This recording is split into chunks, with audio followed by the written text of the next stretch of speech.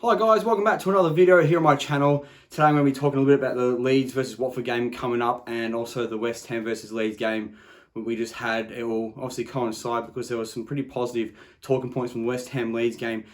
So yeah, before I get into the video, if you got me a like, a comment and a subscribe, that'd be fantastic. I'm trying to make the channel better. I've got my backdrop now. I'm not fancy on the technology side of things, so if you bear with me over time, I'll try and make things better. But it's more about community and talking points, and I've had some really good feedback recently. So if you could drop me a comment, that'd be fantastic, and a like, and we'll get on with the video. So we'll start off with West Ham versus Leeds on the weekend. The one just gone, losing 2-1 in a really disappointing game in the end, where I feel for a good 70% of the game we were the better team. Obviously a little bit of luck and a little bit from the first goal and a little bit of quality prevailed in the end, but that is what it is. And West Ham are a quality outfit, but we showed that we can still bang with those top half of the ladder sides, and hopefully we can take some of that confidence into this game on the weekend. Some really good performances from Rafinha. We saw the debut of Creswell at the back, and he was fantastic. I'd love to see more of him, but I know realistically we've got a couple of centre backs that are ahead of him at the moment. Shackleton played really, really well as well. Dallas and Click still looking a bit shaky, but it was a better game from them in the end. Dan James, really, really good. Really surprised at that substitution, bringing Harrison on, who hasn't played much football recently. So not too sure. I think the substitutions let us down a little bit in this game. Tyler Roberts just isn't cutting the mustard still for us. I don't know when Bielsa's sort of gonna. Well, I don't know what the decision's gonna be, because unless he sort of picks up, I don't think he'll leave in January. I don't think Bielsa's gonna thin the squad, but I think he'll be looking for a new home at the end of this season if he doesn't. If we don't go down, fingers crossed we stay up. But if we go down, I think he would stay with us. But I think honestly, he's probably a championship player side at the moment. So positives, really good positives. I thought Rodrigo was really good up front again, without scoring a goal. But and obviously Rafinha's goal was fantastic. But some really good link-up play. So hopefully we'll take the form into this weekend against Watford. So Bielsa's come out and said that it looks like Llorente is fit for this game against Watford. Interesting, because now obviously Cresswell goes out, but I think he was fifth choice anyway. Robin Koch, it sounds like he's going to be out for quite some time. And it sounds like Struijk, I think he's the second best centre back we have. I don't think Liam Cooper is that anymore, but I can see why he would go with a Llorente and Koch. Llorente and Cooper backline.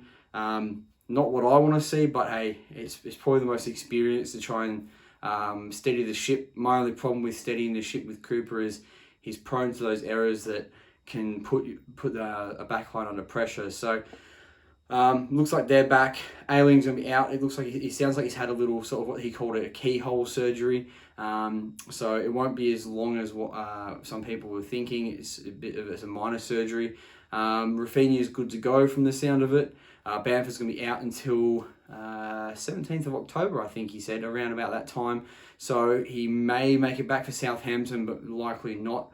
We've got the international break, then we've got Southampton. So we'll see what happens there. Bamford, we need him back, and we need him scoring goals. I really want to see Bamford kick on and do well. But if Rodrigo comes in and scores some goals today, and then this weekend, and then goes and scores against Southampton, it's going to put a real dilemma in Bielsa's mind. Although knowing Bielsa, he'll just put Bamford up top again and Rodrigo into the middle of the park, and then we'll be back having that same conversation of what do we do, because I don't know if Rodrigo is good enough in the midfield. So I'll go with my predicted lineup. Meslier in goals. Obviously, he's been fantastic this year. He's showing how class he really is for a 21-year-old. I want to see Shackleton again at the right back. I know people want to see him in the middle of the park, but he's really played well at that right back spot. So Shackleton can stay there. Him and Rafinha seem to link up really, really well. What I would like to see at the back is Struijk and Llorente. I'd like to see him put some faith in Struijk again. He put faith in all year, and then if he was to drop him for Cooper because of that one mistake, I think you got to show faith in him and put him back in there again. But I think we'll go Cooper and Lorente. Left back Junior Firpo. I'm hoping he can keep Ismail Assar pretty quiet. If he does, I think we've got a really good chance in this game. Middle of the park will be Dallas and Click again. Hopefully they can just kick on, get some more fitness, get some more game time. Obviously KP defensive midfield, he's not going to be anywhere else, is he?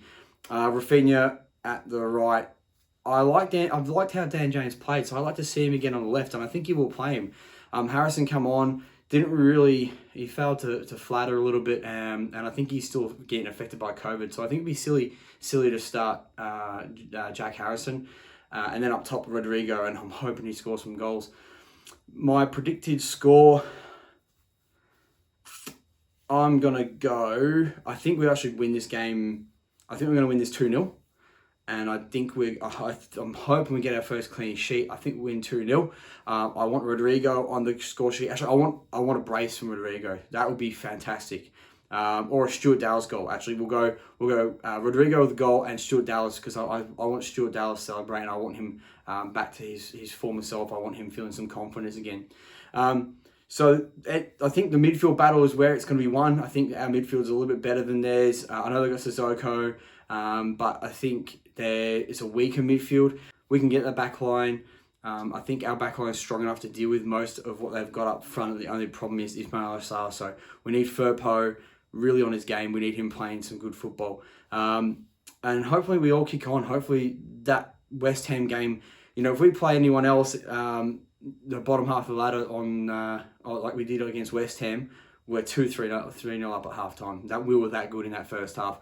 Attacking really well, counter-attacking, finding the space, finding the passes, getting open, working back, all the key components to make up this Bielsa side we were doing. So, hope 2-0, fingers crossed. Shout out to Ben Foster. I really like Ben Foster, especially his Cycling GK channel. I'm into cycling myself. I haven't been for a little while, but I'm getting back into it again. So, if you haven't seen, check out his channel. It's actually really, really good. I like seeing his bike rides. I love to go out riding where he goes.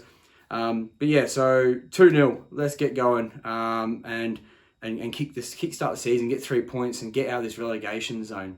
Drop me a like if you like the video and a subscribe. I had a couple of new subscribers again during the week from the Premier League video, so thank you very much for sticking around. I try to put out 3 videos a week. Some weeks it's more difficult and I get 2 out.